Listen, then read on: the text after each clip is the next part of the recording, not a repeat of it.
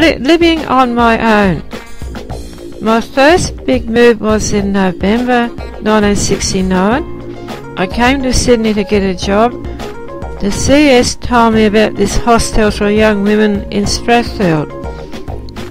I was there for 4 years until the hostel closed.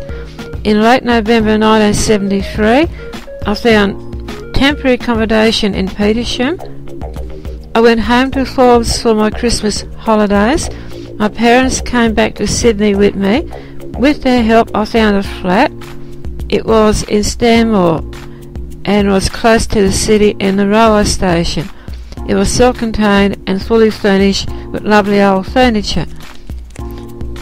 This was a totally new experience for me, being on my own. I had to do my own cooking, washing and general tidying and care of the flat. My mother stayed with me for a few days. She was horrified when the first big plane thundered over the roof. There was the noise of the early morning freight trains and traffic. Mum said, "I'm going home, it's too noisy here." When it was overcast or raining, the plane sounded extra loud. I often had the sensation of the roof and walls caving in on me. I got used to the noise. I started to recognise the different airlines flying into Sydney. I had this fantasy of when running down to the station, I imagined all I had to do was leap up into the air, grab hold of the plane that was flying overhead and fly free in the air with it.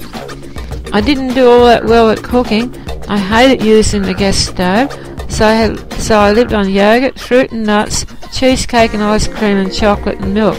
Of a morning I had my oranges. I decided to start saving from my own place.